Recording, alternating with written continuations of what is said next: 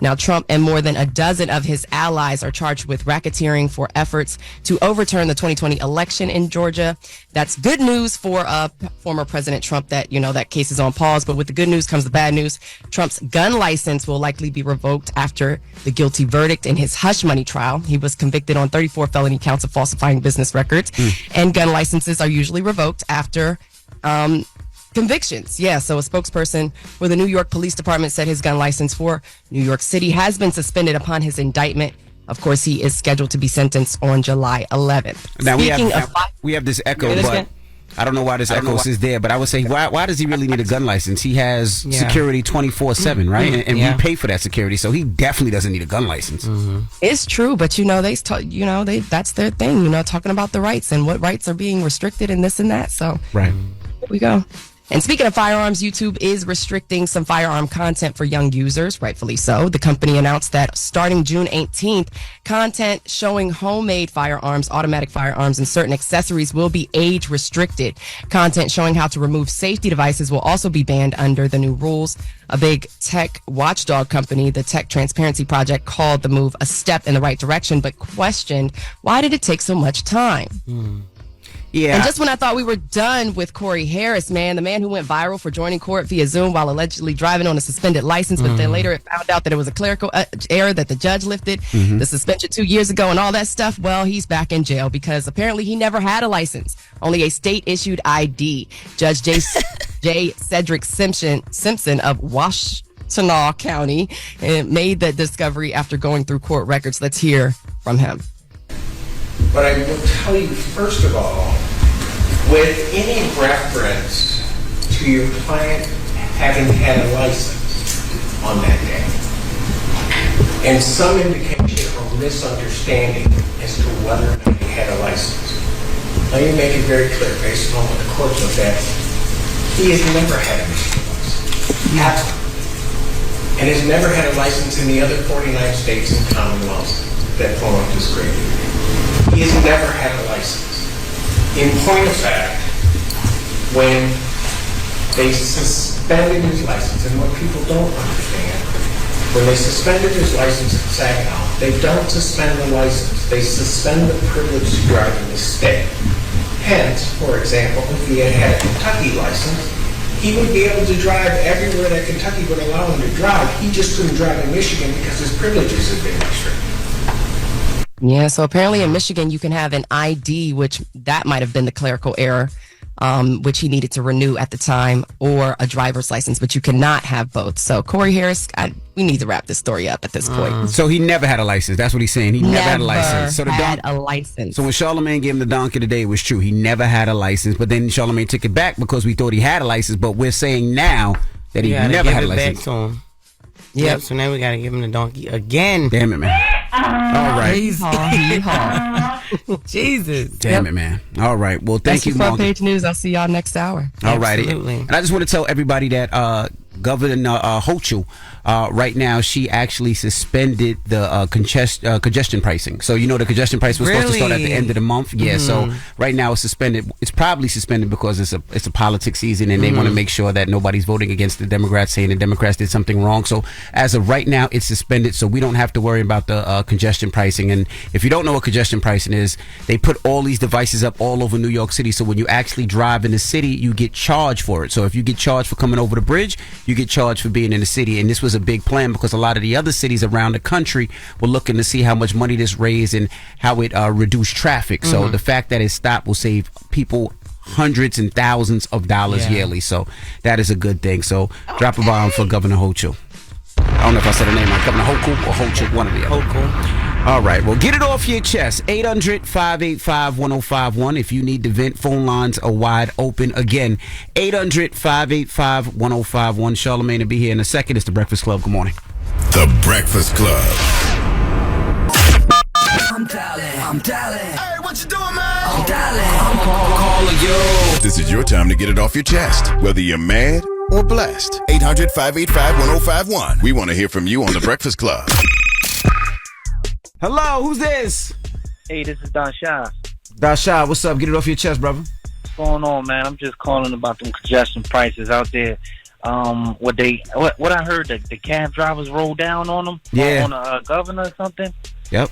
Yeah, so they said 100 like yellow cabs came to the I guess the president's house or her job. Damn. Yeah, so I like how they did that. They protesting because, man, I just don't like how they sending all that money overseas, but yet you still taxing us. Right. I'm not understanding when you sending it over there to for the wars, billions and billions of dollars, but yet you taxing us, because I'm over here in Jersey, and you taxing us just for what? To stay in the city, chill, parlay in the city, and we trying to make, especially them cab drivers, Uber drivers, and them Lyft drivers. That's nuts to me. You know, the crazy thing about it is Charlamagne says this, and I agree. When you go to these other countries, a lot of these other countries, they don't have as many cars as we do. Like they pretty much force you to use the public transportation, whether it's the subway or the train system or, you know, the bus system. But it's so much cleaner. It's so much nicer. It's so much safer. And I feel like if it was that clean here, I think people wouldn't have a problem with it. If the crime wasn't as crazy here, I don't think people would have a problem with it. But if I got to risk my life to come to work every day because I don't know who's going to be on that subway with me, I'm good. I'll pass. Yeah. And the crazy thing about it is just one main problem that New York has that is yet to be resolved, and that's just the rats alone. Well, thank you for calling in, brother. Shout out to you on DJ Envy for you coming to Jersey, Atlantic City soon. Any more real estate seminars, anything? I'm trying to pull up, man, my peoples. Now I'm doing a car show August 17th in New Jersey, which is going to be like a family fun. So if you got kids, come on out. We try to make it affordable as possible. I just know that the prices of everything that's going up. So if you got any kids, 5 and under, free. There's free parking. It's going to be every celebrity car that you could think of, from Cardi B, Offset, Cash Cobain, Bay Swag, French Montana, 50 and more. So I would love to see you out there if you can get out there, brother. Hello, who's this? Yes, sir. This is J.A. from Indy. J.A., what's up? Get it off your chest, brother. Yeah, so when you went to go see, take your son to see Michael Jackson, you made me think about, man, we got to be more open and put our kids onto more stuff, into the arts, because we got to expose them to different stuff besides sports and video games and you name it, because then we can raise the bar and change the expectations of our future. Yeah, if you're just joining us, I was telling earlier that I took my son to see the Michael Jackson musical. That's his favorite artist. But the thing with Broadway is just very expensive. So it's hard to afford those tickets. Those tickets are expensive to go on Broadway. So that's why I know a lot of people, you know, don't necessarily go. But that Michael Jackson musical was just like a huge family reunion. People had such a good time. And like I said, I can't see how Apple didn't put Michael Jackson's album #1. Just his influence, the music he made, it's just. I've seen that twice. You should have saw it when Trevor Jackson was on it. Yeah. Was that not Trevor Jackson? Miles. What's Miles' last name? Miles Frost. Oh my God. Nah, it was dope. When I went there yesterday, it was like Charlamagne been here a couple times with his family. Yeah, right. I took my mother-in-law, my father-in-law. That's who I took the second time, but that play is incredible. That play is good. Get it off your chest. 800-585-1051. If you need to vent, hit us up now. It's The Breakfast Club. Good morning. The Breakfast Club. Time to get it off your chest. Wake up! Whether you're mad or blessed. It's time to get up and get something. Call up now. 800-585-1051. We want to hear from you on The Breakfast Club. Hello, who's this? Hello, Breakfast Club. This is Landis Todd from River Rouge, Michigan. I just wanted to give a shout out to The Breakfast Club, DJ Envy, Jess. Congratulations to you. Thank you. And Charlamagne the God. I wanted to actually tell you, man, I watched you on the 11th hour on Stephanie Rule last night. Yeah, I was on there last night. Yep. Okay. Yeah, I watched you on the 11th hour last night, man. And I'm a first-time caller, long-time listener. And I watched you on the Stephanie Rule, and I watched the whole interview, man. And it was just so gravitating to everything that you were saying. And, you know, you're speaking about your book. The name of the book. Get Honest or Die Lying. Why Small Talk Sucks. Yes, Get Honest or Die Lying. Yes, you were speaking on some things, man. They're just like so gravitating to me, and I just want to give you your flowers now, man. You're a deep brother, man. I listen to you all the time. We about the same age. I'm 45, man, and you know, you are the culture. So I just wanted to give you a shout out And Thank you, actually, brother. I want to pick up that book too. So It's available right now, man. Get honest or die lying. Why Small Talk Sucks. Wherever you buy books. And thank you to everybody out there for making it a national bestseller, man. I really appreciate it. Absolutely. Hello, who's this? Good morning, Jess. Good morning, DJ MV. Good morning. From Jersey. What's up, brother? Yo, this morning, if you remember, you had told me my intro imitation was trash. Do it again. Let me hear it. Imitate. What happened? I said, do it again then. Let me hear it. Nah, I'm not doing it again. You said it was trash, but this morning you trying to imitate Charlamagne. That was not it. That was trash too. I wasn't couldn't it. do the yo's. I couldn't do the yo. I couldn't got to know the yo. It wasn't that trash. He just gave up early. Word, but I got tickets to your show. You have vendors and everything, like trucks, like food, all that extra shit.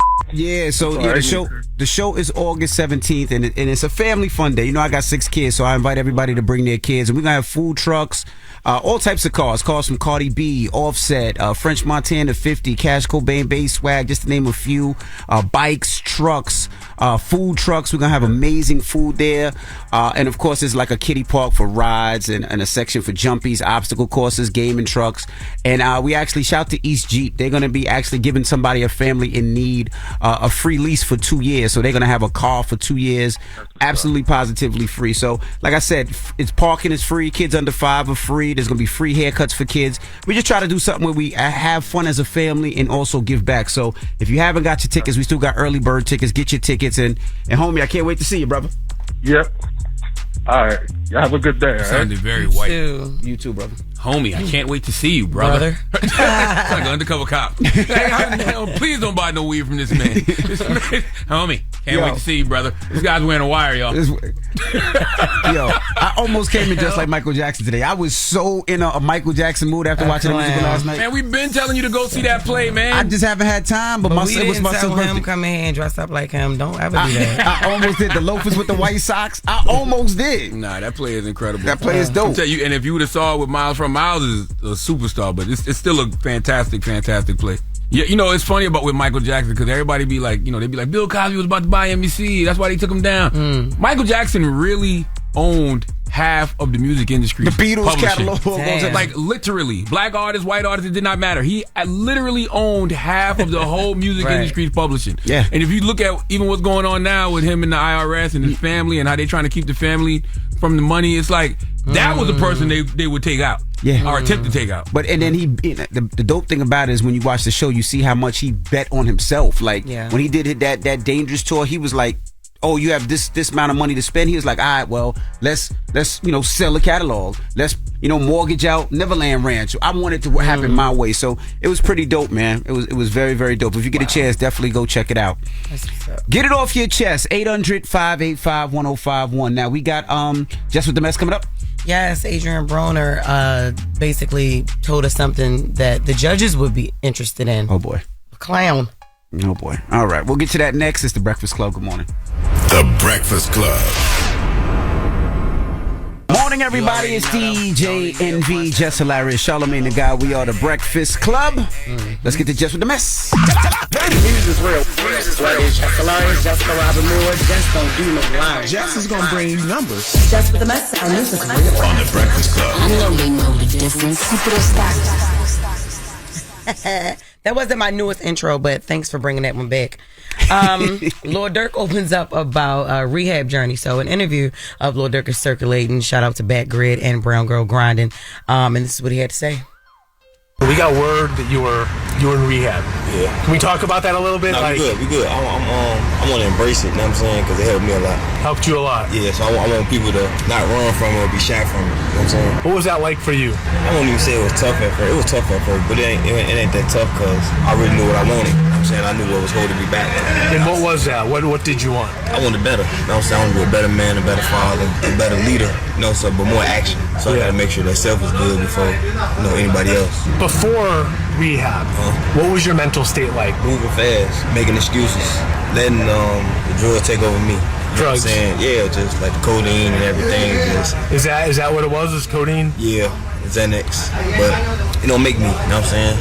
Dropping the clues bombs for Lil Durk, man. We love to see black men healing, and That's hopefully the rest of the generation follows Lil Durk's lead. Nobody actually knew that he was in rehab. Because he has a huge influence with the youth, and the fact that they see that one of their idols is actually, trying to get better and being better and going to rehab and taking care of himself, his mental and his health. Yeah, he been talking about that. His last album was called what? Almost Healed. Almost Healed. Yeah, and yeah, man, just salute to that brother. That's a great thing to say during men's mental health month, man. And he checked himself into rehab when he realized he needed help, so I think that was good that he had the willpower to do that.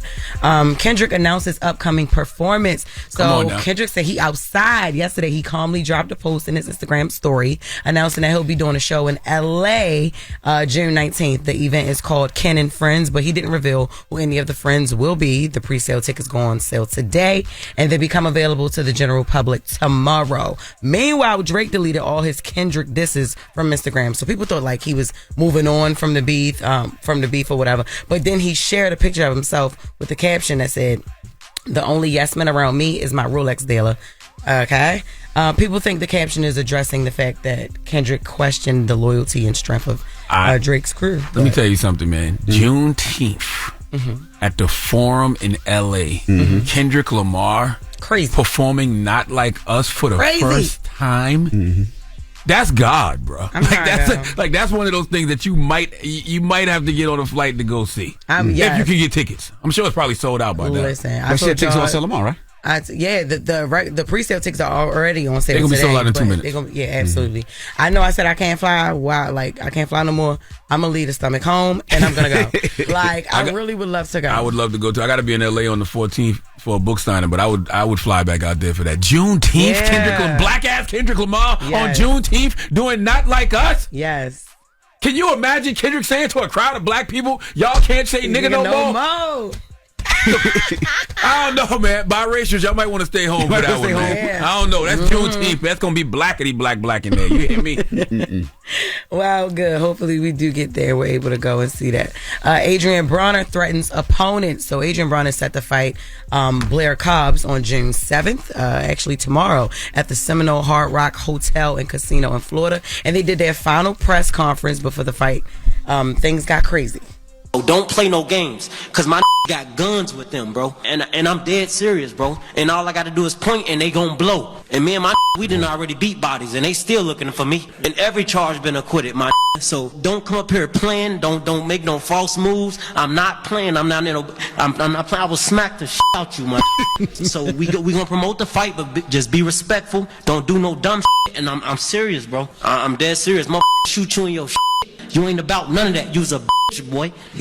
I'ma show you June 7th, my He's angry. You big mad. I'ma beat that off your nails, boy. You use the physical boy. Is he fighting the game, man? Jesus. Yeah. During Pride Month? During Pride, what's that? That's crazy. Hopefully he don't get beat up. The dude is really, he is for real? That's what I'm thinking. Yeah, it sounds like it, right? Yeah, and I would love to see that. Is he? Yeah. You can't just throw that on him if we don't know. I don't know. We'll see. I don't know either. Allegedly, but yeah, he's allegedly. How literal do we take Adrian Broner? Because I saw like Mediaite posting things like he potentially admitted to the murder. But I'm like, I grew up with Mike Tyson talking crazy before fights. You know what I'm saying? I mean, Mike Tyson said he'll eat a couple of kids, but he never said kids. I'll F you in the butt till you love me. Yeah, but not some people would rather be dead. Or some people that like it. But not ever. I got bodies that they still looking for me for. Like, what? Shut up. What are you talking about? And then he always do and they get beat up somewhere and then be online time. Oh yeah, I did it for the hood. No, you didn't. You didn't even do it. Damn.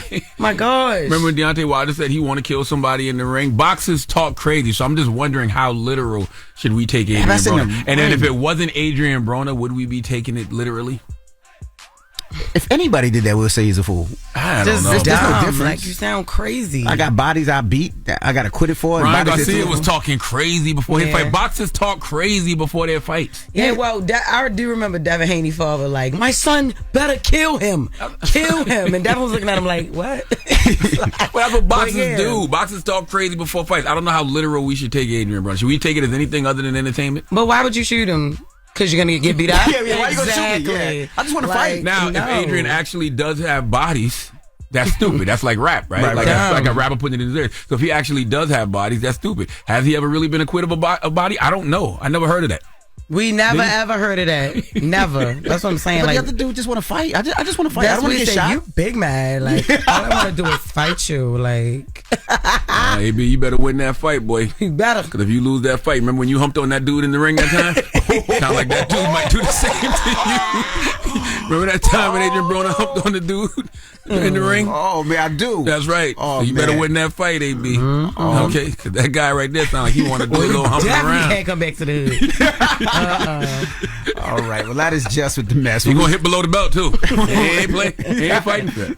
When we come back, we got front page news, and then Marlon Wayans will be joining us. It's the Breakfast Club. Good morning. Morning, everybody. It's DJ NV, Jess Hilarious, Charlamagne the Guy. We are the Breakfast Club. Let's get in some front page news. What up, Morgan? Good morning, y'all. Senate Republicans are sinking a Democratic-led bill to protect access to contraception. The bill, which would prohibit the government from restricting access to contraception, failed to get enough votes to move forward on Wednesday. Republican Senator Ted Cruz of Texas said the legislation is unnecessary as there's no serious effort to restrict birth control. Let's hear from Ted Cruz. They want to use this as an issue in November to scare people, and they don't want to talk about their own radical record. Instead, they want to falsely claim somebody is coming to take contraception. That is deliberately false, because this is not about protecting this right. It is about politics for the Democrats hiding their own radical view. Yeah, so on the other side of the aisle, Senate Majority Leader Chuck Schumer said Republican arguments against the bill were feeble and predictable. Let's hear from Senator Schumer. This is not a negotiable issue. This is an issue. There should be that right, period. Not half that right, not three-quarters of that right, not for some things, but not Plan B, etc. The bottom line is simple. This is one of the most important issues facing America. Ask all the voters. And we have an obligation not to sweep it under the rug, but to move forward. Well, you can't be upset that they feel that way. I mean, because, I'm sure they're worried that reproductive rights will be further threatened, after the Supreme Court overturned Roe v. Wade. So Absolutely. Yeah. Speaking of random threats or lack thereof or whatever this is, the Congressional Black Caucus is condemning a Georgia Republican's rant against George Floyd. Floyd was the black man whose death by police 4 years ago triggered nationwide outrage and calls for police reform. But on Monday, GOP Congresswoman Marjorie Taylor Greene posted on X that Democrats were still worshiping convicted felon George Floyd. The Congressional Black Caucus responded that her comments were unhinged and unacceptable. The caucus said George Floyd did not deserve to die and that a member of Congress should have the decency to acknowledge his humanity. Just shameful. She just talking too much.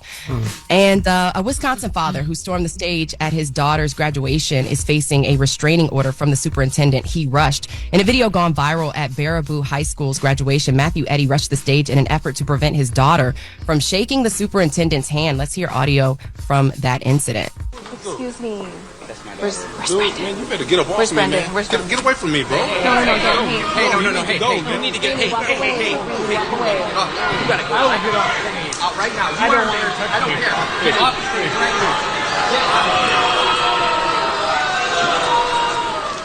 Yeah, you can hear the crowd pretty disgruntled, the graduates and students and parents. So the father in this case is white, the daughter is white, and the superintendent, Rainey Briggs, is black. Many people are calling this racism because that's certainly what it looks like. But it's also being reported that the father didn't want his daughter to shaking the superintendent's hand because he didn't like the way the superintendent handled bullying at the school that year. The father was charged with disorderly conduct, and a temporary restraining order has been filed with a hearing pending on June 14th. Now, Wisconsin State Representative Francesca Hong took to X saying no one should have to endure this type of gross and racist conduct. Haley Wagner, a spokesperson for the school district, said in a statement, "Our primary focus remains on celebrating the achievements of our graduates, and we want to ensure that the significance of this milestone and the hard work of our students are not overshadowed by this unfortunate event." Did you guys see that video? Yeah, I saw it, but your last comment, because I also saw that in the comment too, that the dad didn't want her to shake his hand, but in the video he moved the superintendent. Yeah, okay, so maybe I didn't watch the whole thing because he told the girl wanted, didn't she stretch out? She stretched out her hand and he was like, "Nah, don't touch me or get away from me." So, in what part of the video does her dad say, "Don't"? I don't get it. Her dad rushed the stage before she could even shake the superintendent's hand. Oh. And he basically, prevented her from shaking her hand. And she looked embarrassed by the whole ordeal, honestly. Right. Right. But yeah, they rushed. The guy rushed the stage, preventing his daughter from shaking the superintendent's hand, supposedly due to the way that the superintendent handled bullying. And apparently there's some other issues that are coming out of that school district. But this just seems like racism from, what it looks like. So we'll keep an eye on that to see what else comes out. That's your front page news. I'm Morgan Wood. Follow me on social media at Morgan Media. And for more news coverage, follow Black Information Network and BINnews.com. All right, thank you, Morgan. Now, Charlamagne, you was a little late today, so you missed the first front page news. So, question, did you hear about the brother, Corey Harris? He never really had a license? Of course I heard about Corey So what do you Harris. do? Because you gave him a donkey, then you took it back. Now, what I got to give him donkey of the day again. You know how many people hit me yesterday making me make sure I see what's going on with this situation? Okay, they was like, oh, hell no. You took back a donkey, now you got to give it to him again? Poor Corey, man. And then he going to just lie on the church. Talk about, you know what I'm saying? Talk about he was a God-fearing man, and, it hurt his standing with the church. Yeah. Okay, Corey. All right. All right. Well, and guess what? I think he really does have some type of high blood pressure and high cholesterol. No. How we even know he got a wife now? The man said he was taking his wife to the doctor. How we know he's telling the truth about that? God. He's just a liar. His diagnosis back and everything. That's right. All right. Well, we come back. Marlon Wayans will be joining us. We're going to kick him with Marlon Wayans. His new special, Good Grief, is out now on Prime Video. It's The Breakfast Club. Good morning. The Breakfast Club. Morning, everybody. It's DJ NV, Jess Hilarious, Charlamagne the Guy. We are The Breakfast Club. We got a special guest in the building, Marlon Wayans. Welcome back, brother. What's happening? How y'all doing, people? How you feeling? I'm good. Where's Charlamagne?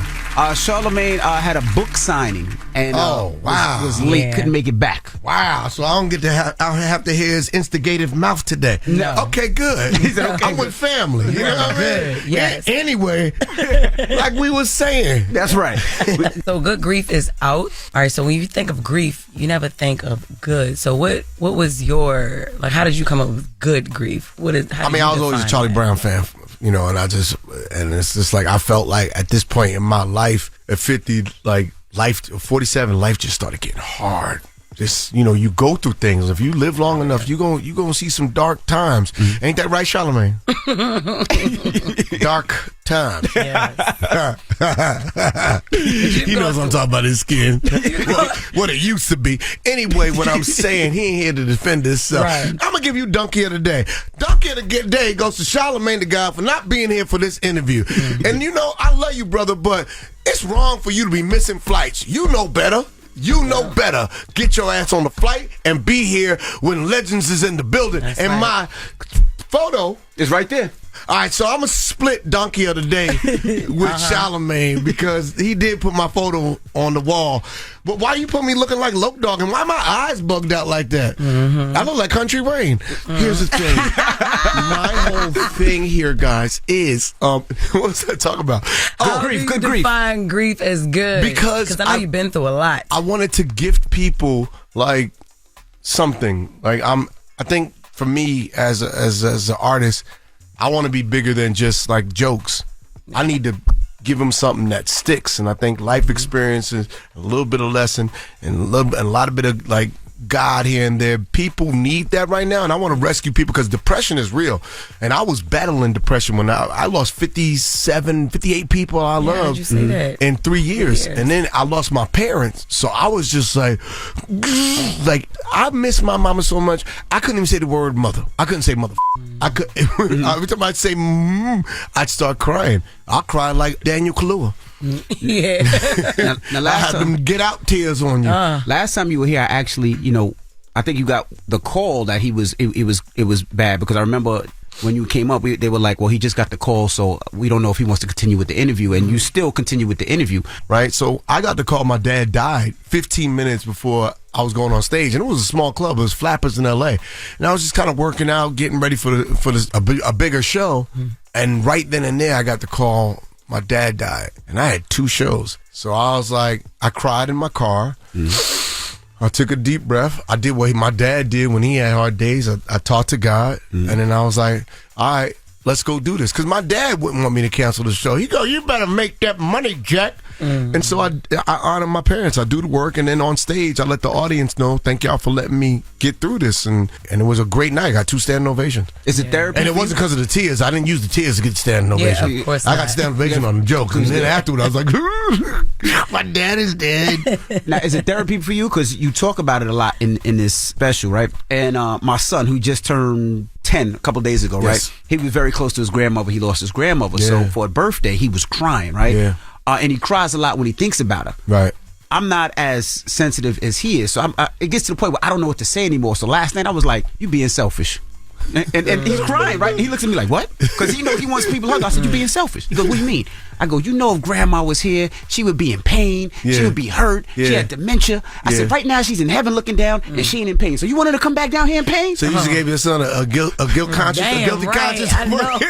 He may never cry again. Jesus. But it worked. But you know why he loves her so much? Because parents, as they get older, they get nicer. I don't know if they trying to work their way into heaven or what, but they get nicer. My mom and dad, like your parents and your grandparents ain't gonna be as nice to you as they are to your kids. Yeah. You get the sweetest version of them. So she whooped your ass. He didn't get no spankings. He's like, grandma was the best. She gave me candy. You know what I'm saying? But but it's good to teach them laughter, man. Let them watch the special. Well, I would have, but see, I think you pulled out the AK-47. Oh, my God. You just shooting at everybody. Oh, like, my you God. watched it? You never, what the hell? You're not scared somebody gonna punch you in the face? I'm like you went at Marlon. Jesus. Here's the thing. I only talk about people that either I could beat up or I know I could run from.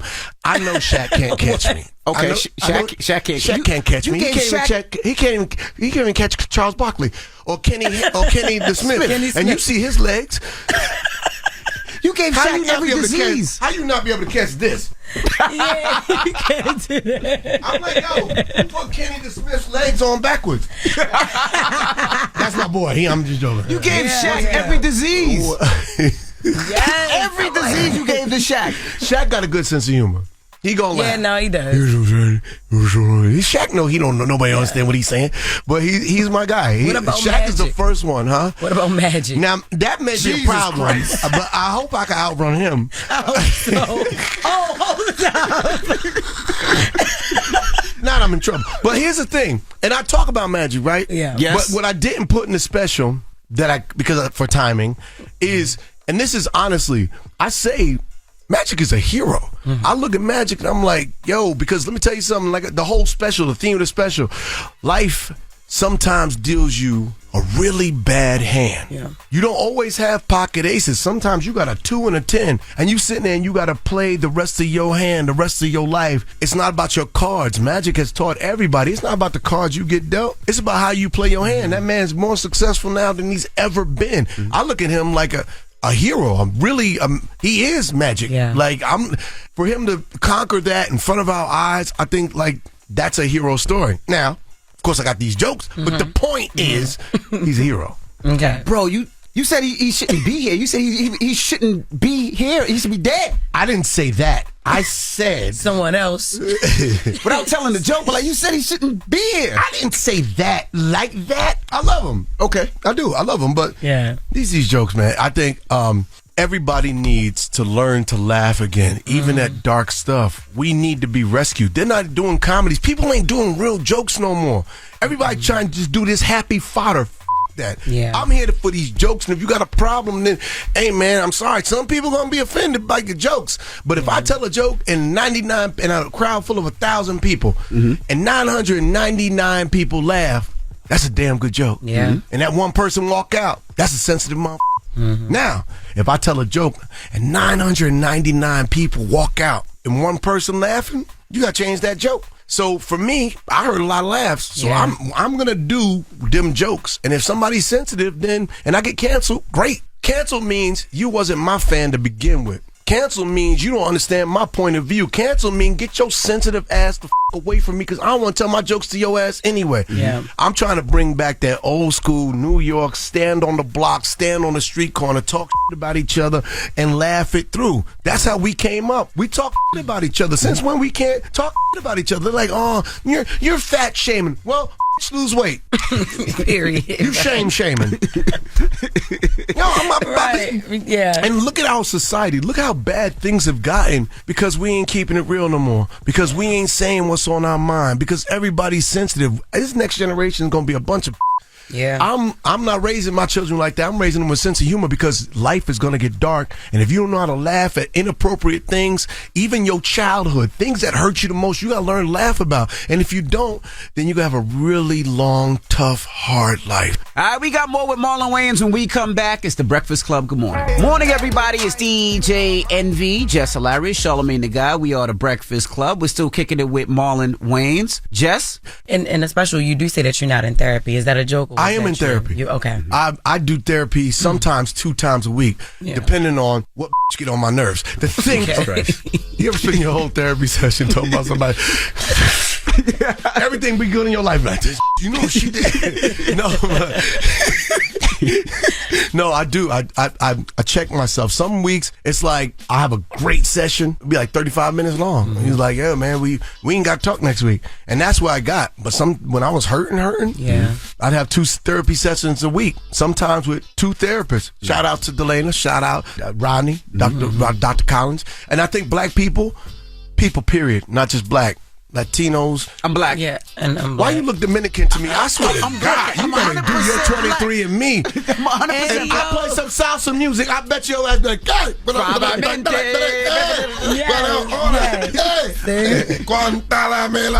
told you, Envy. bet you your ass. I'm black. 100%. You gotta. I want you to do your 23 and me. Do your 23 and me. It's all right. I'm telling you, I'm black. You look like my nephew Damien, that Dominican. I'm telling you, Dominican, your beard is shaped the same. I'm serious. When you get older, you're gonna be talking like these boys.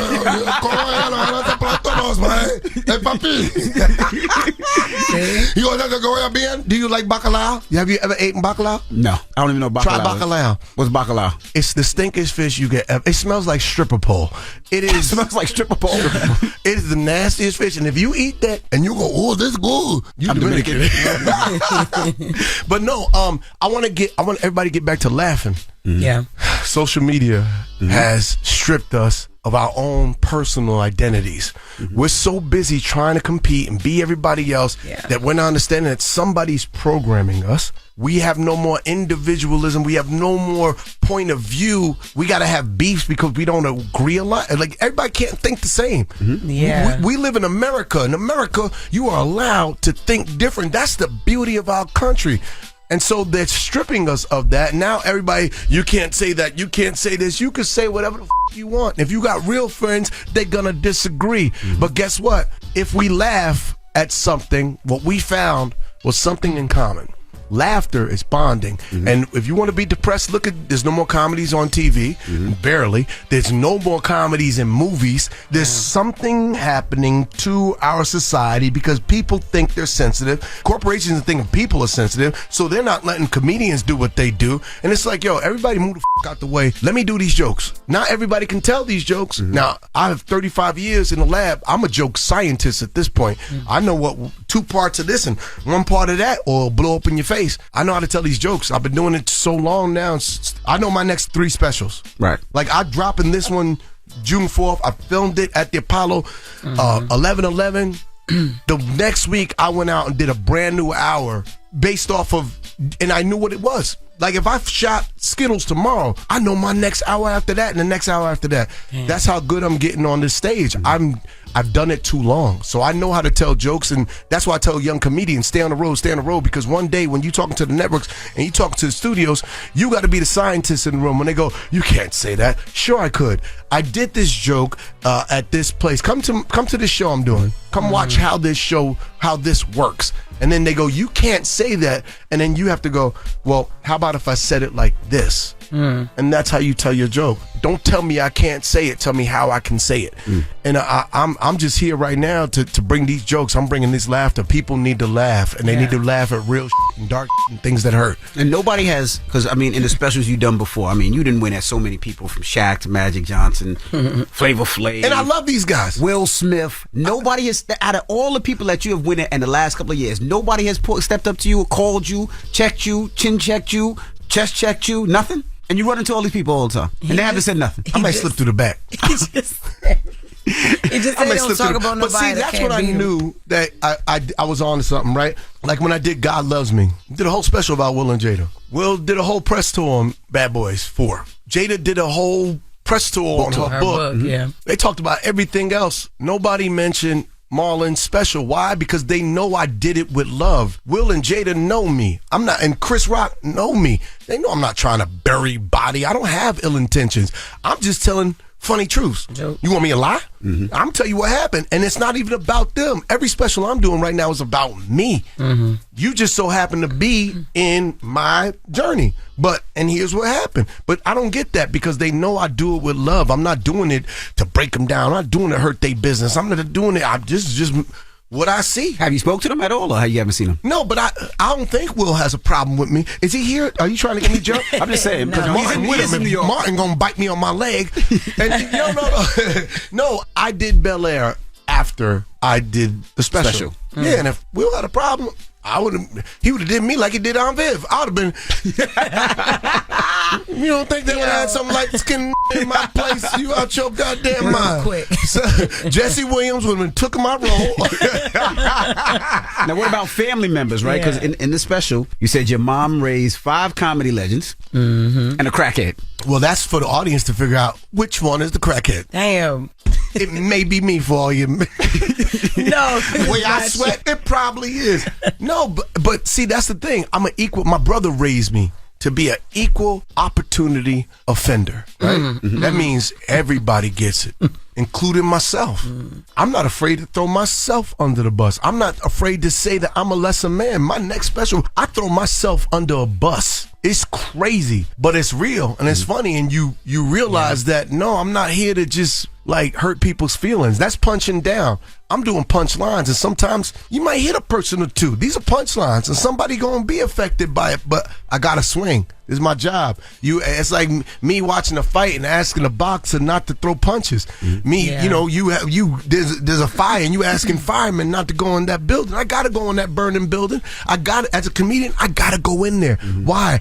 Because I'm saving lives. There's a laugh in there that people need, and I'm gonna go get that. And if I gotta burn up in the process, hey, that's it. If I get canceled, great. But I gotta do my purpose, and my purpose is to go get them jokes. And sometimes the jokes are gonna be on me. But if y'all sensitive, then I ain't asking them to watch my special. Nobody have to tune in. Yeah. But my special is on Amazon Prime. That's right now. Just dropped special number 4, and it's on Amazon Prime. And I think it's my best work. And what I just think the more you do it, the better you get. The more I release material, because once you do it, you can't. This ain't hip hop. You can't do the same jokes. You got to do new.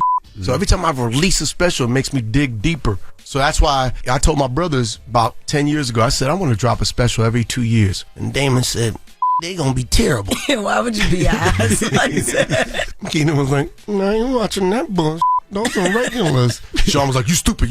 And we was in Mykonos. I remember we was in Mykonos. And I was like, I see something. And I think that's what I want to do. I know my skill set. I know I started stand-up late. I know my skill set as an actor. I know how to remember 90 pages of a script. I know how to rehearse for a sitcom. And in 3 days, I have to learn an entire script and put it on its feet. I think I can do this where I can write a special and perform a special and get it done in 5 months, 6 months, and it'll be dope because I know story and I know character and I know my voice now. And so they were like, you crazy. I said, I'm going to do it.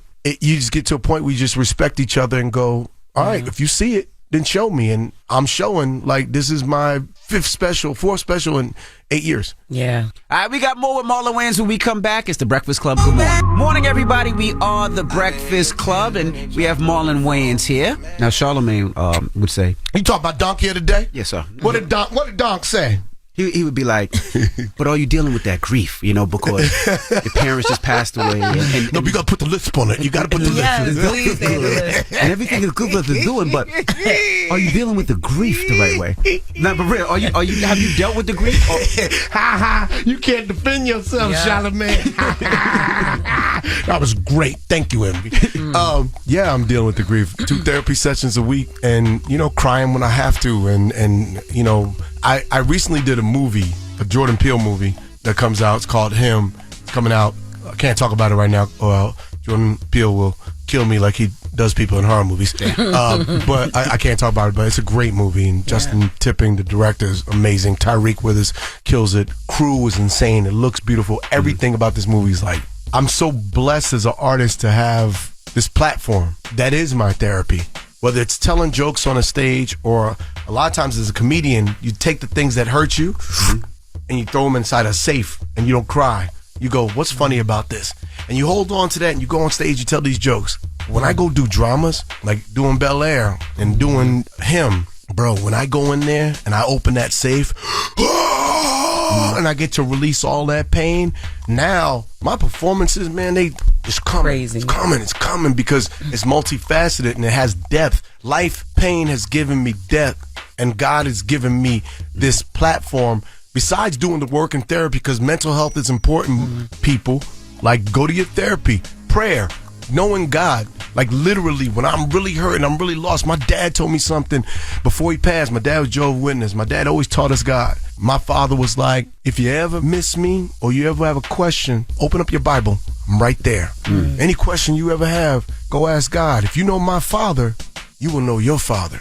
So whenever I'm lost, I open up that book. Man, my mother always said, because she wasn't Jehovah's Witness, my mother was like, yeah, it's in the Bible, but God is in every book.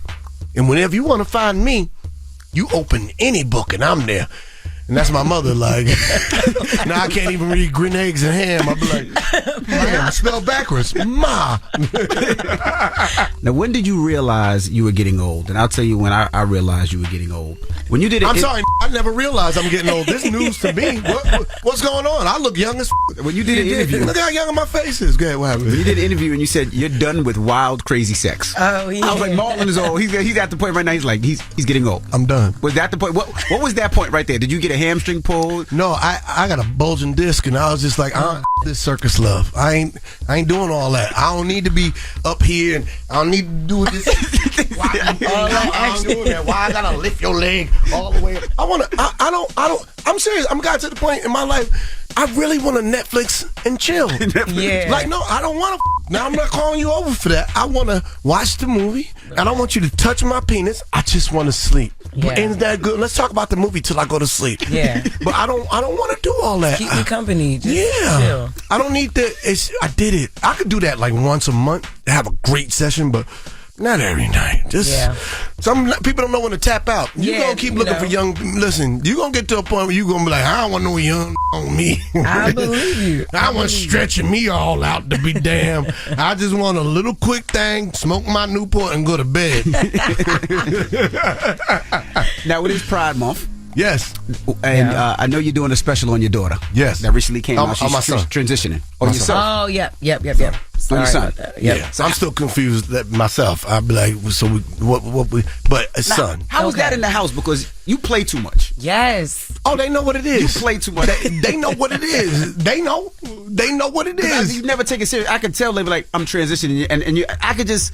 You got too many jokes to be serious. They know what it is. Here's the thing. Just like with everybody else, my sense of humor, everybody knows I come from a good place. I'm not trying to bash, hurt. I'm not trying to exploit. I'm not trying to sell tickets because of drama. I'm love. Yeah. Have you ever known me to be in beef with people? I don't do all that. I'm love. I'm wired for love. No matter what the situation, I can talk to people I have beef with. Charlamagne. That one time you tried to get me on Twitter and I got your ass. But we'll talk about that another day, donkey. No, but I come with love. My child, they've been a part of their dad's love. They know my sacrifice. They know how hard I work. They know that I would do anything for them. There's nothing they ever need for and they just trust me, and they know my dad loves me. And what's most important is I support them. Now, I had a hard week, when this was happening. I had one hard week, of which I talk about, and that's the next special, Skittles. That will be out next right now. Funny. Check out my special number 4, Good Grief, on Amazon Prime only. Right. So Charlamagne would be like this. I have one more question. Oh, damn. Yeah, right. So, it's so many in your family that are comedy legends. Has the family ever thought about going on tour and do like a whole tour? Like, all of you guys together, like, so I won't come up here, but everybody else will just go on tour. And like, it could be like a whole big thing, make a lot of money, and, it could be put on Netflix. So, you ever thought about that, Marlon? He roasted you. That's funny. Charlamagne, that's what you get for not being here. Donkey of the day. But yeah, one day I would love to do.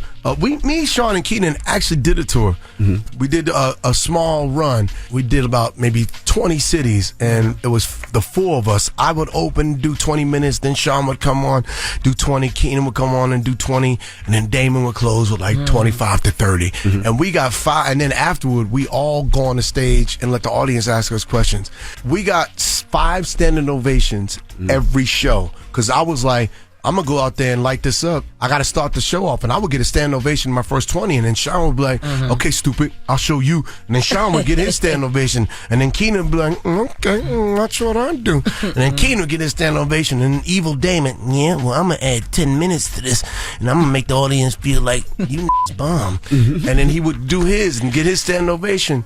And then we went out and did, we should have taped this. Yeah. We should have recorded it because it was a classic moment. And then Damon was like, I don't like splitting all this money. I feel like Earth, Wind, and Fire. This make me die. I make more than all this shit. I'm out. And Damon left. And then Kanan was like, let's do much traveling from me. I'm going to go get my somewhere. and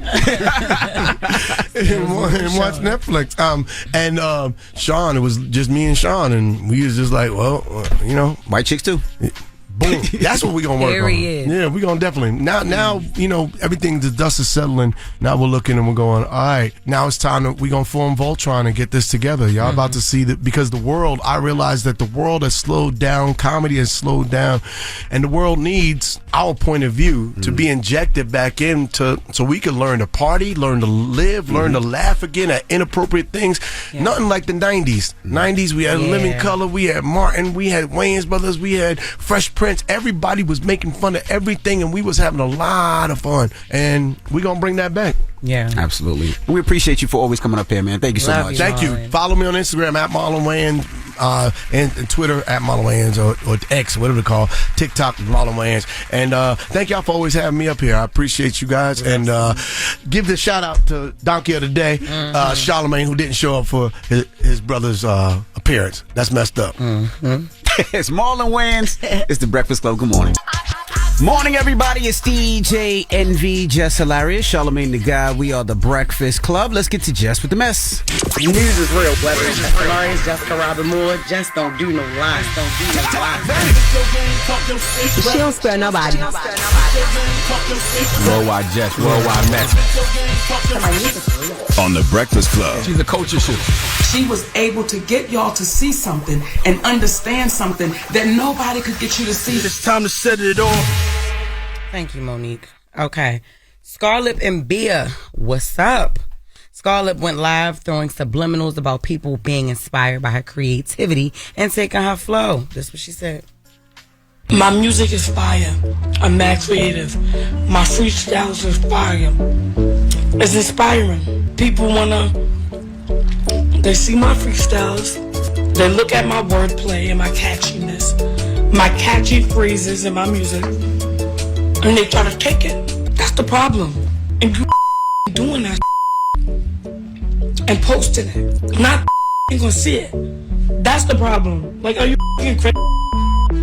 Who you say that was? Bia? No, that was Scarlett. Scarlett. But people are speculating that she's talking about Bia because shortly after Bia shared her Cardi disc, that's when she tweeted that. And she also tweeted, yo, this girl stole my whole wordplay. I'm going to slap the ish out of her when I see her. Who said that? Get the F out. Scarlett. Big Scar. You know what I'm saying? So, after Scarlett went live talking about people stealing her style, Bia shared a video to her TikTok of her and Scarlett singing Bia's new song together. The caption said, "My sis at Scarlett with the good vocals. We ready. Hashtag lights out. Hashtag bad boys." Because we know Bia's song is the leading song for the Bad Boys movie. Oh, Bia's song is? Yeah. Okay. Yep. So that's her new song. Fans in the comments started saying Scarlett look crazy for subbing Bia if she's actually cool with her. But Scarlett seemed to respond subliminally by tweeting some lyrics from Cardi's verse on the Wannabe remix. And then after that, she posted, "I be so cute, so I posed for a picture." So it's definitely something there. Bia beefing with everybody now? I guess. You gotta pick your battles, Bia. Because the last thing you want to do is beef with two young ladies from the Bronx. Yeah. Okay? Yeah. You gotta. Scarlett's from the Bronx, right? Yes. I think. Yes. I think she is. She's from the Bronx. Yeah. But, yo, I don't think she's going to say nothing bad to her. No. Yeah, I wouldn't. Yo, that one alone. She had an Adrian Broner. As soon as I see her, I'm going to smack.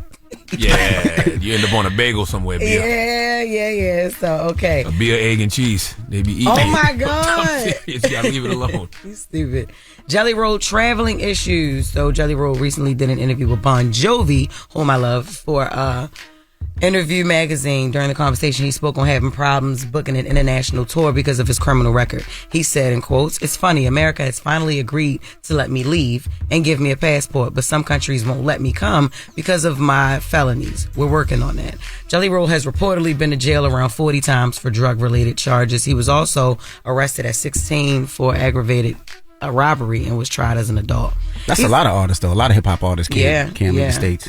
Yep, he's optimistic that this will work out eventually. But like you said, it's a lot of rappers, other rappers who have been denied entry to other countries because of their criminal record. DMX, The Game, Lil Wayne, Coolio, and 50 Cent, all of which of them 50 guys are black. 50 good. It was Tony Yayo and Uncle Murder, I believe. Wait, fifth good. I don't know if I'd let Uncle Murder in anyways. Have been denied. Yeah, Uncle Murder now. But have been at some point have been. So yeah, we know 50 can go somewhere now, Envy, but have been denied before. I bet you Uncle Murder be fine till he got to give his aliases. He give his real name, he cool. But what's your aliases? Uncle Murder. I don't know about this one, 50. Hey yo, and Yayo. Yayo. So you bringing murder and drugs into our country? I don't know. Hilarious. And you know, Toronto's probably one of the biggest ones. Toronto does not let many people in at all, depending on your record. Yeah, Toronto is huge with that. Well, turn you right back at the border. That's all them countries lost. You don't want to let in G Unit. You don't want to let in Jelly Roll. That's your loss. Right.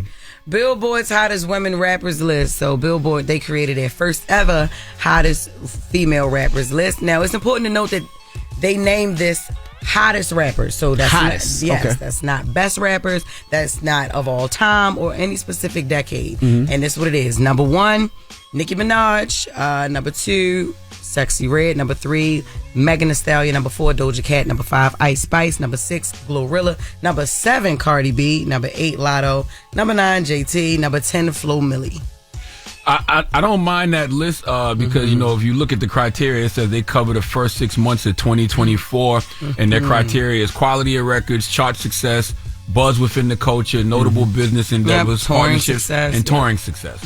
So, yeah, Nicki Minaj is on all her accolades and the fact she's on a worldwide arena tour. She just released an album a couple of months ago, right? I'm not mad at that. Sold out tour, too. I probably would have changed the top 3 just a little bit. What would you put there? I would have had Nicki, Sexy Red, absolutely. I think I'd have put Doja Cat at 3, and I'd have put Meg at 4. Yeah. Well, I would have put Doja at 2. You would have put Doja at 2? Yeah, I would have put Nicki, Doja, Sexy. Yeah, I would have put Doja over Sexy because Doja's on tour too. Yeah, selling out arenas. But Sexy's one of the biggest Sexy's artists records for the culture. Yeah, culture buzz is pop radio, club. Nah, I would leave Sexy number 2. I'm not mad at it. I think Rhapsody should have been on there somewhere. I think Rhapsody should have been like number 9, number 10. But my top 5 definitely would have been consisted of Nicki number 1, Sexy. Doja, Megan, and Glorilla. That would have been top 5, and Cardi would have been 6. 6, yeah. Glorilla is 6. Okay, as hottest at the moment, right now. Yeah, at the moment, hottest. I'm a little confused that Lotto being 8.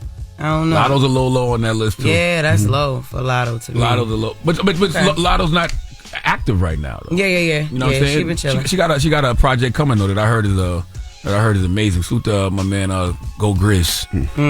I saw Go Grizz in the airport a couple weeks ago. And next hour, I have another list that's crazy and maybe offensive to some people. They doing the top dirtiest cities in America. So it's a list. That ain't too bad. I thought you were about to say top dirtiest people. Now that list will get the top dirtiest looking people. That list will get people going. How somebody can even measure that? Like, how can who do you go before to be like, yeah, all right, you're number one? I'm sure who's number one on the dirty list? If me and you put our heads together, I'm sure we could. I'm sure we can come up with a list. Who's number one on the dirty list? You want to do that? You want to call? You want to start? Oh my God, no, I don't. I think y'all should. No. When we come back, the next Jess With The Mess, we're gonna talk about who's the dirtiest. Dirtiest looking.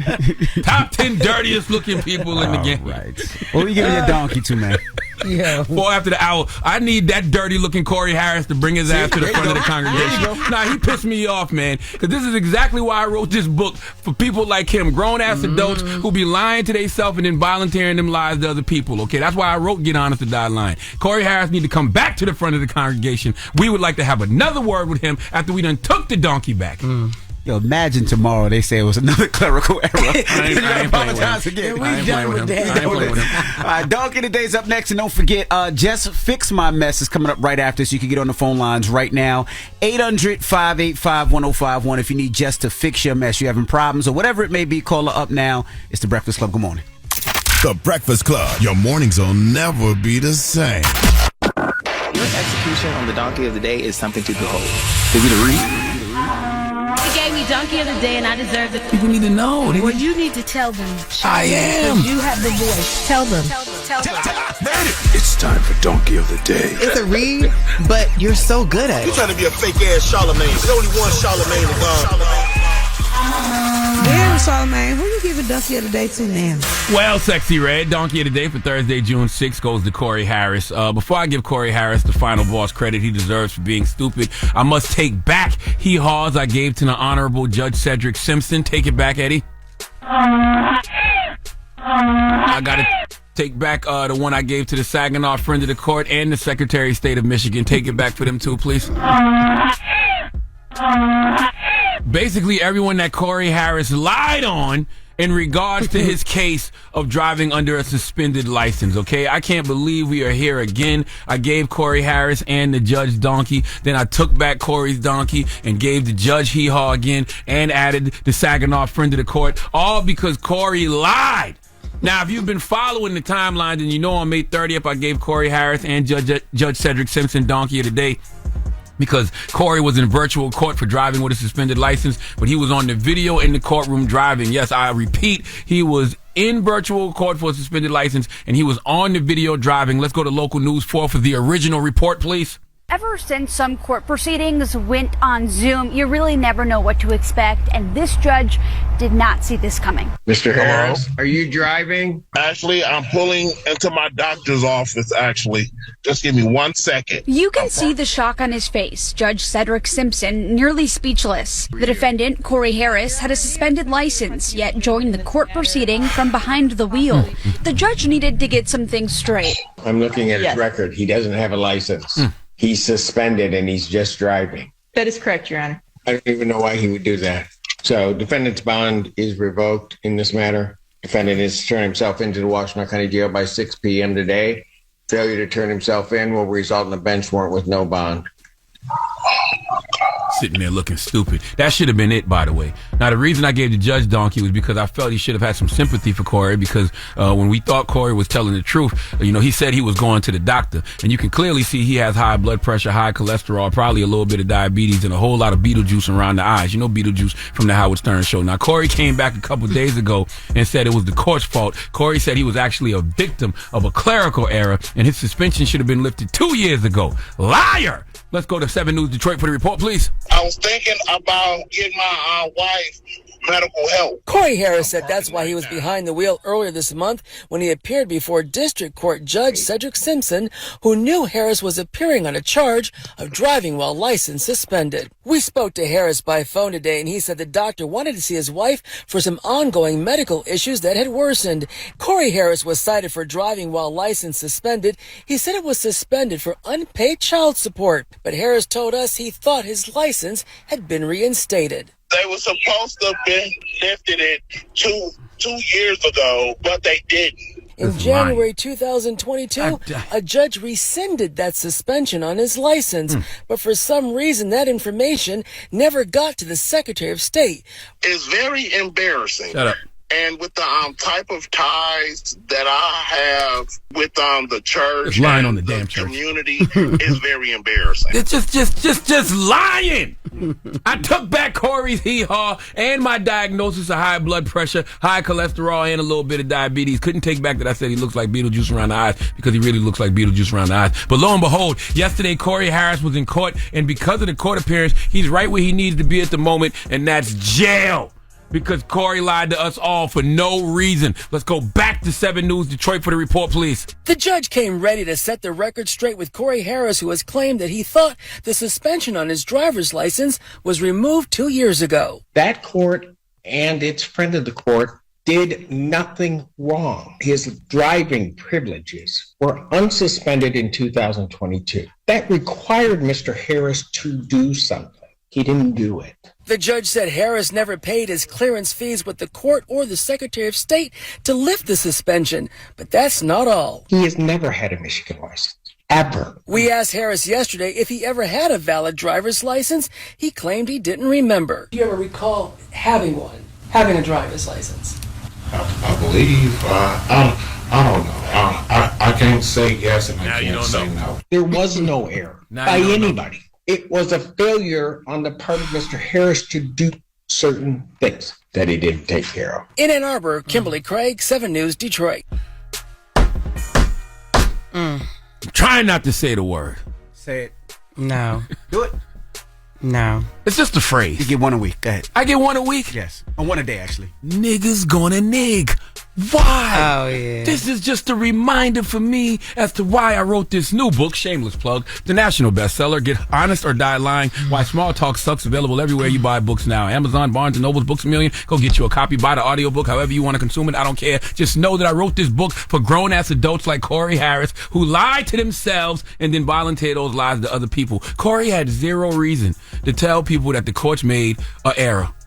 He had no reason to tell people it's been hard for him at church because of this situation. He volunteered all those lies, and for what? On the Zoom looking all crazy, showing all his 6 to possibly 8 teeth, and now he's in jail. I hope you can get your statin for your cholesterol in jail, Corey, okay? You know you never paid your fees to the clerk's office, all right? So a clearance was never sent. And yes, in case you're wondering, in Michigan, a person can have suspension on their driving record and also not have a valid driver's license. And if that person was able to obtain a driver's license, they would still not have the privilege of driving until they cleared their suspensions. Let me tell you something, man. I've said this to you all before, and I will say it again. Stop believing what you see online. That's a reminder to myself.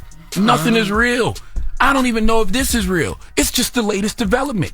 I don't know who said it first, but it was either Mark Twain or Denzel Washington. And they said, if you don't read the newspaper, you're uninformed. If you read the newspaper, you're misinformed. This is very true, but in 2024, we need to say, if you don't read the newspaper, you're uninformed. If you read the newspaper, you're misinformed. But if you get your news from the internet, let me inform you that this news is probably a damn lie.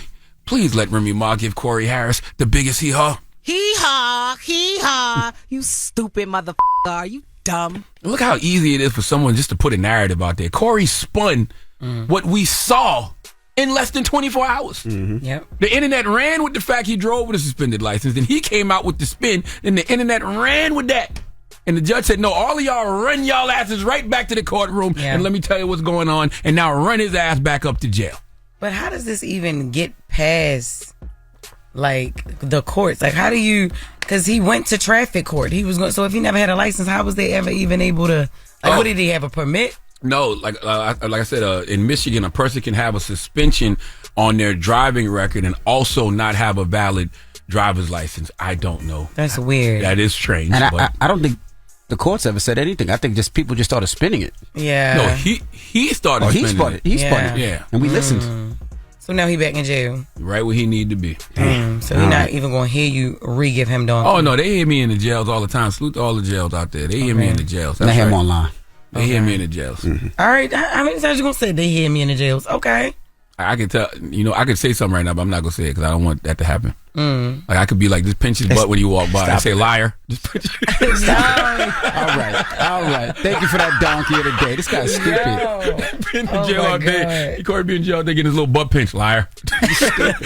All right. Up next, Jess Fix My Mess. 800. I feel your pants on fire. That's what the pinching is. I'm not just telling people to pinch his butt for no reason. He pinch his little butt. I feel your pants on fire. Liar. Pants on fire. Pinch that man, but 800-585-1051. Jess Fix My Mess is next. There's a lady named Carmel on the line that wants to talk to you. She's pregnant. Carmelo. Okay. Carmel is her name. She's pregnant, but she got pregnant by a married man. Oh, no. And she wants to know what to do.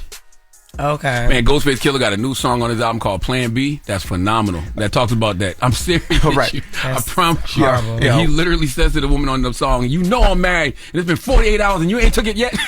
We'll talk to Carmel when we come back. It's The Breakfast Club. Good morning. The Breakfast Club.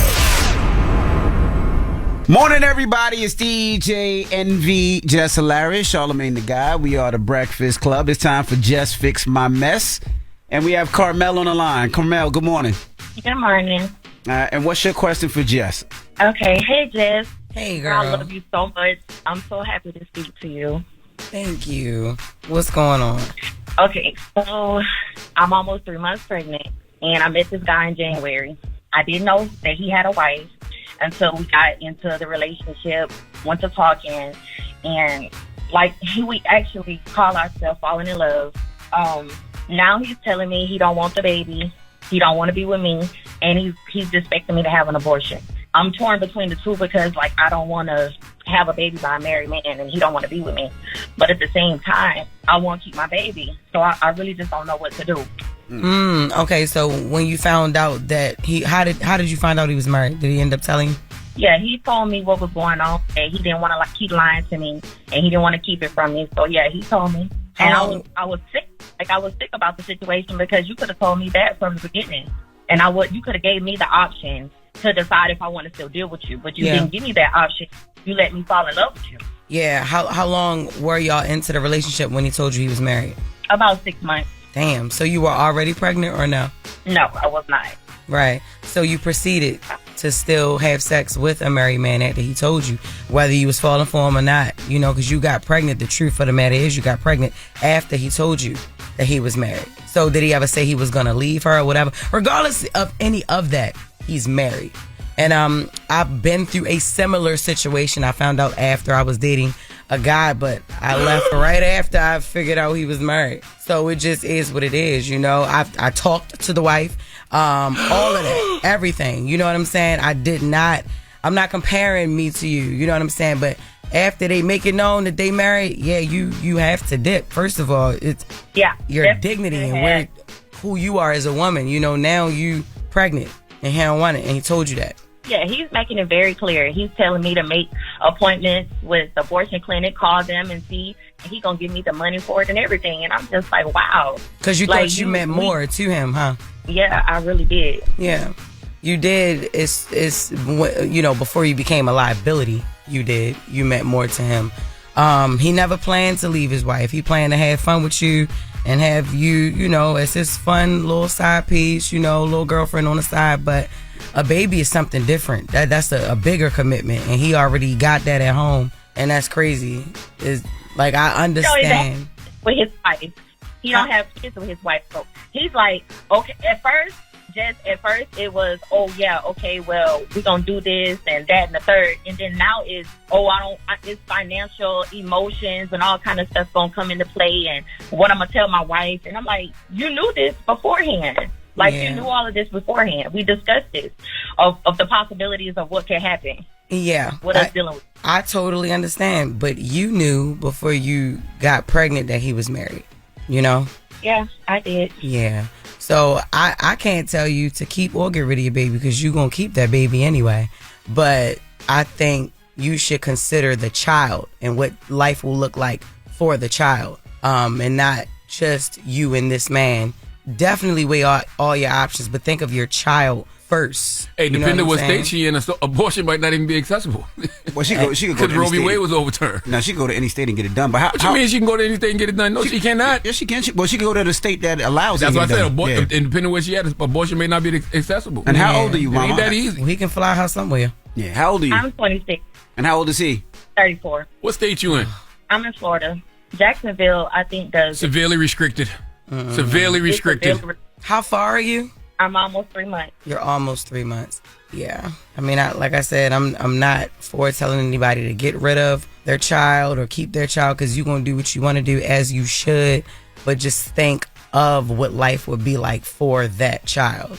And I'm very disgusted at him as well. You know what I'm saying? But I'm disappointed in you as well. How many months you? She almost I'm 3. definitely disappointed in myself too. Like, don't think that I'm just. I'm definitely not okay with this. I'm not. For sure. I'm not. And how long were you with him? Only 6 months. Like, I've only known the man 6 months. 6 months. Like, Okay. I'd like the record to show that abortion is while abortion is illegal in the state of Florida, but it's severely restricted, and they have abortion bans after 6 weeks. Yeah. So that's what I got for you, babe. But yeah, you gotta leave that man alone though. Either way, no matter what you do, like, you gotta leave that alone, because he already showed you that you're not more important than him, than his wife. So not important to him. You're probably gonna call the police on you and say that you looking to have an abortion. He don't need to call the police on me. Yeah. No, he don't need to call the police on me. And you 26. You know, you 26. He 34. Nah. What do? You work? Yes, I'm a traveling CNA. You're traveling. Say it again. CNA. Girl, yeah. You got things going on. You're good. You live by yourself. Yeah, I do. And so, and like, I'm never home. And so when I am home, I'm spending time with him. And I never understand how he's away from her. But it's crazy. Yeah, that ain't for you to understand, though. Trust me. Men got magically 48 hours in one day to cheat. I'm telling you.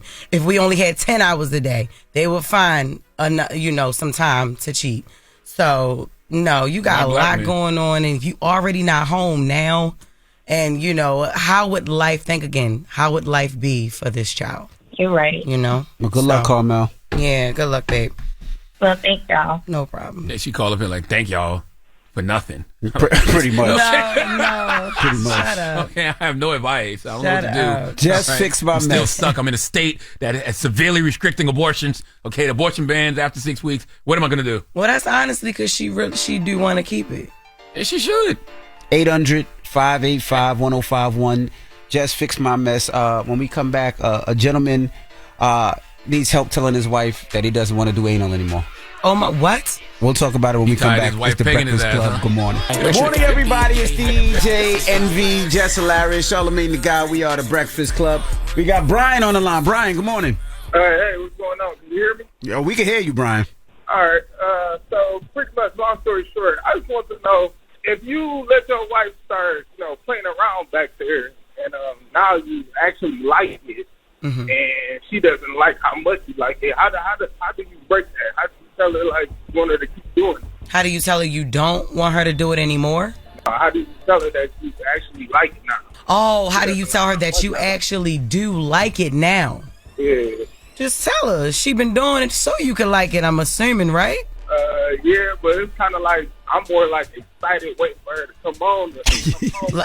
Like that's a necessity in the bedroom. Like at first you wasn't with it, and then she kept pegging you, so he getting pegged? Are you getting pegged? No, what is she doing? Is she playing with it? Like, what is she doing? Yeah, she started out like with one finger, then it gradually went to two. Okay. Okay. One, and it gradually went to two. Gotcha. But is it a peg like other objects or just fingers? Stop asking questions. Dang, And you Jess With Her Mess. All I did was quote the man. Here he go. It's just a little, finger here and there. But now I'm like, dang. But now you want it all the time because that's an area of sensation as well for a woman or a man. So yeah, you want to let her know that you like it, and now she can't stop. That's right. She throwing up signs in that bunkie. She banging in that bunkie. So that's what she want. That's what you want her to know. Yeah, I think I'm gonna just have to go ahead and have that thought. What about if he just pokes his butt out? They're not taking you serious. Envy in here trying to give you advice because he get objects in his butt all the time. It's not true. Yeah, it's not true. Yeah, not true. But I honestly really feel like you should just talk to her and tell her this is something that she opened you up to, and that and that you like it. So if Do you think she gonna leave you because you like it a little too much? I wasn't never really into it at first. Yeah. And then when she did it, it's like, man, we talking about June is Pride Month, boy. Yeah. So Brian, what? He said, what the Pride Month got to do with it? So, you ain't gay. It's a woman doing it to you, man. So Brian, act like Jess is your wife, and how would you have that conversation? Go. Well, you are stupid. And why you it doing wouldn't this? be a conversation. As soon as she get home, I got it tooted up at the door. So it's kind of like she already Toot know that I'm thing up, daddy, make it roll. Okay. Well, I just think it's something sexual that's you and your wife, or your girl, you and your wife. That there are men out here who actually really do like that, and if you're married and that's something that you like, and you wasn't with it before, but your wife turns you on some type of way to it, be honest with her, be like, yeah, now you got me open, now you got me wanting that. Literally, you know, yeah. it is what it is. So just be honest. I'm not thinking you gay. I don't care. You ain't my husband. Yeah, I'm just saying. We don't kink shame. No. And that's just a kink. And then your butthole is very much a place of sensation. You said that hard. You said that hard. That's a hard beat. It's a sensation. It's like we have plenty of men who are open to that. You ain't gotta be gay. You ain't gay, right? You ain't gay, right? Right. And so it's possible to love butthole pleasures without being gay. Butthole pleasures. BP. Let's go. Just had a conversation, yo. All right, Brian. y'all here for that advice. Man. Y'all have a good one. And remember, Enjoy, man, objects in your rear seem closer than they appear.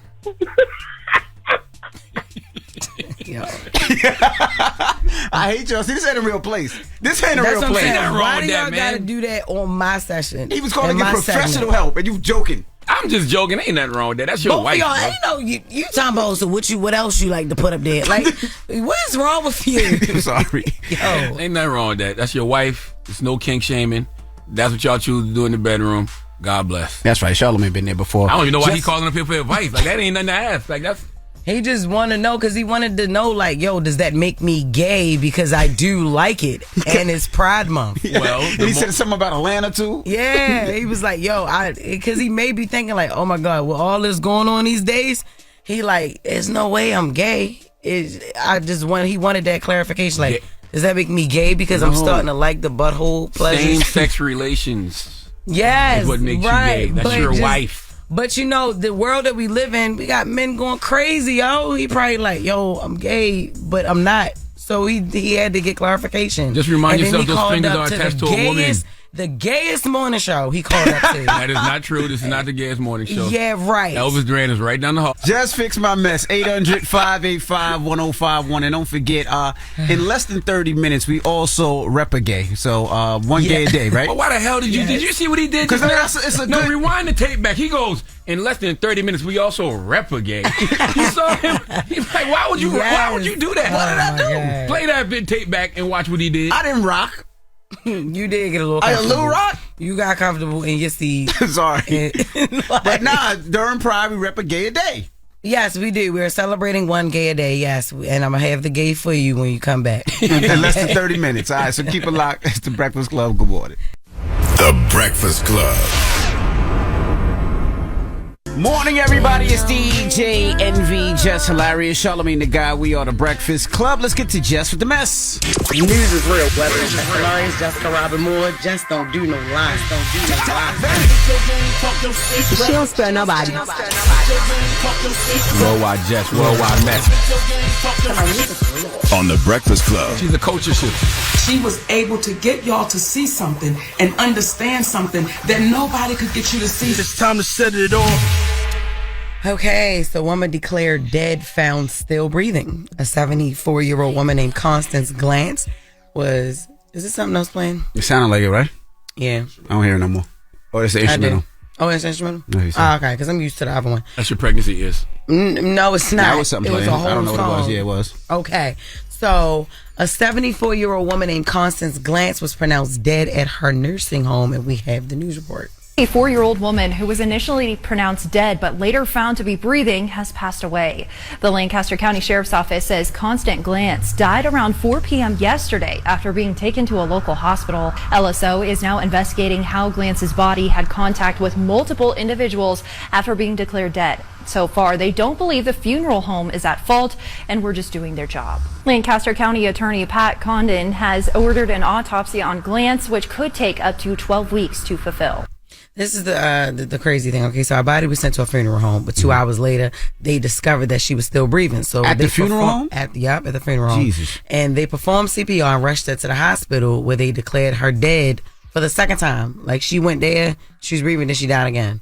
So she probably was like, "Why y'all rushing me? I'm going. Just leave me alone." Yeah, but when you plan, well, not she was playing, but it was just like she died, came back to life, and then died. She taking like, her time. Psych. She taking her time. She'll get there when she get there. Yeah, I know, but they had to rush her like to the hospital to see if they can revive her. If you dead at first and now you like psych, I'm back. Like, you know what I'm saying? We don't know. Clearly, God did not want her to be revived, and she may not even want to be revived either. Imagine that you die, then you wake back up, and you're like, no, send me back. I don't want to. And then they could think that she playing possum. Like, they don't know. They have to see. You know, they have to revive her. They can't just leave her like that. I wonder how many times that actually happens, though. Somebody that they think is dead and they send them and then they realize it's not. I don't know. I wonder if that happens often. I don't know. God bless her. Yeah. God bless. She gone now. Like, it's done. She's in a better place. Oh, you said, okay. God bless her. Police did clarify that the coroner was not sent to the nursing home that she was at, because she was in a nursing home before and she was receiving hospice care. You know, so the nursing home said she was dead. Yeah. The situation didn't require a coroner to perform an examination, because when you go to hospice, that's basically the last place you go before you pass, go on. right, you know what I mean? And then a physician reportedly had seen Glantz in the last 7 days and was apparently willing to sign her death certificate. So they may have seen her condition and was like, okay, all right, so we are, willing to sign. So How old was she? 74. That's actually young. That's young. That's not. Yeah. That's did not you work even at a funeral home or morgue or something like that? I did work in a funeral home. I did. Nothing like that happened either, right? No. It's just that the bodies were still moving, depending on how much embalming fluid that you put in certain limbs. Like, the bodies still move, and I just never came back after I seen one move. It was like, I would pay the bodies still fart, like they can burn, like the body gases can release from the body. You can be like, how you dead and you think like you farting, But that's another story. That's crazy. Sean Kingston spotted at his home in Florida following his release from jail. Y'all, look. I seen that picture. Crazy. He looked like Saucy Santana after Saucy Santana get home and take his bra off. No, he just don't. want to relax for the day. He is built like somebody aunt, yo. Look at that. He looked like he got poom poom shorts on a little bit. He did. He looked like a big ass plantain. But that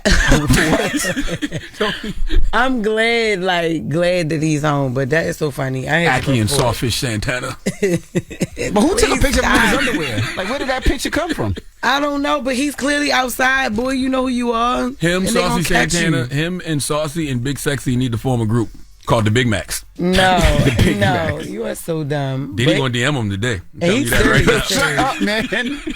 He is serious too. They always catching him and his mother. His mother ain't had no wig when they captured her, and then they caught him. She need a wig. Know what he was doing. Pants. Why you outside like that? That's his house. You know the paparazzi be outside your house, Sean. You want to show shape. That's oh all. my You God. want to show shape. That's all you want to show shape. Shut up. Okay, no. So let's get to these dirty cities. Okay. Damn. Yeah, so number 1 is Houston, Texas.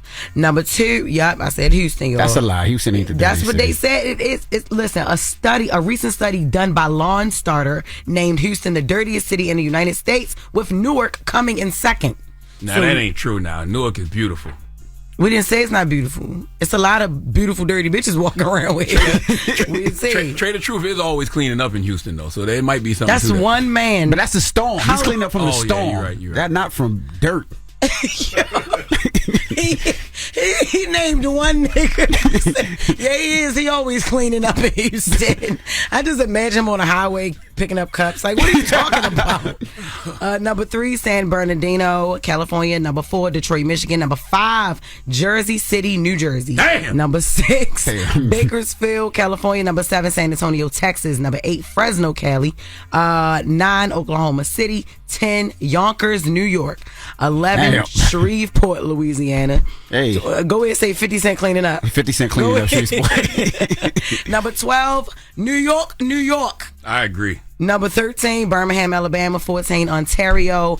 15, Los Angeles. I don't even know what it's at. Number 16, Modesto. We're going to skip the California ones. My bad, y'all. But number 18, Hollywood, Florida. Number 19 is Las Vegas.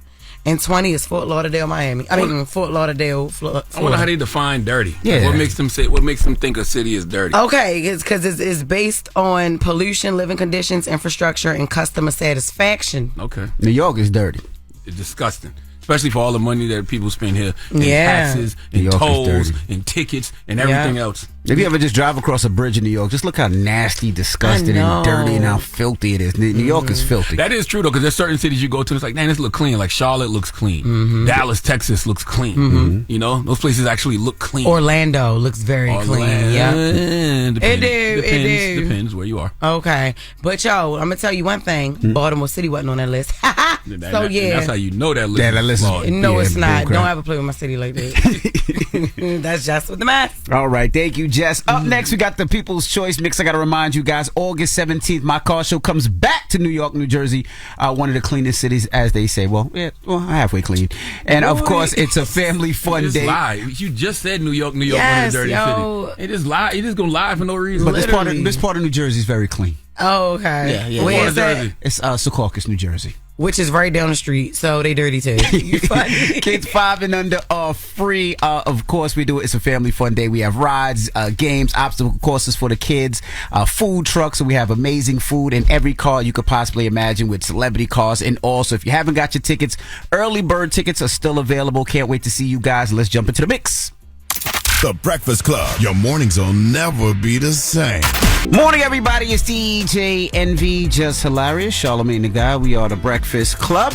Now, every day it is Pride Month. We rep a gay a day. Every day is not Pride Month. Oh, I'm sorry. Every day this month. Every day is Pride Month. What? This month is Pride Month, and we rep a gay a day. What we got today? We got Chicago's own my girl, Flame Monroe. She's a comedian, hostess, MC, and actor with more than 2 decades honing the art of a female impersonator across the country. The most challenging role has been a single parent to 3 academically gifted and creative children. Flame describes it as a AM dad, PM drag. I love her.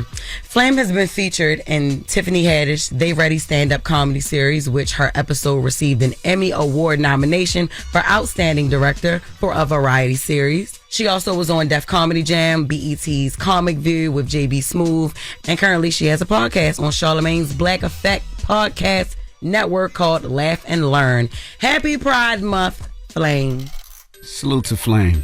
All right, when we come back, we got the positive note, so don't move. It's the Breakfast Club. Good morning. Morning, everybody. It's DJ NV, Jess Hilarious, Charlamagne the Guy. We are the Breakfast Club. Again, I just want to salute to everybody that supported the car show. I just want to say thank you again. I can't wait to see you guys August 17th. Bring the family out, your kids, grandparents. It doesn't matter who it is, your parents. We have a lot of fun. It's a family day. My whole family is there. You know, I got the whole family, 6 kids, nanny, mom, dad, everybody comes through. So we just have a great time. So I can't wait to see you guys this year. Now, Charlamagne, you got a positive note? I do, but first I want to tell y'all, New York City tonight, I will be at the Strand Bookstore at 7 p.m. With the good sister Ivy Rivera. Okay, she will be moderating that conversation, man. 7 p.m. tonight at the Strand Bookstore in New York. And I want to tell Marilyn that on Saturday, I'll be at the Books A Million. And what is it, Jess? Arundel Mills. I'll be at Arundel Mills in Hanover, Maryland at 2 p.m. at the Books A Million on Saturday. So go to whysmalltalksucks.com to get tickets for that. And I'll be in LA on June 14th at the Barnes & Noble at the Grove at 7 p.m. So those are my last few dates on this first run of the tour, man. So go to whysmalltalksucks.com to get your tickets. You're not going to Vegas? I thought you was in Vegas. Oh, I moved on to Vegas because I'm just going to do press that day instead of going to Vegas. But And this weekend, I will be at the City Winery in New York.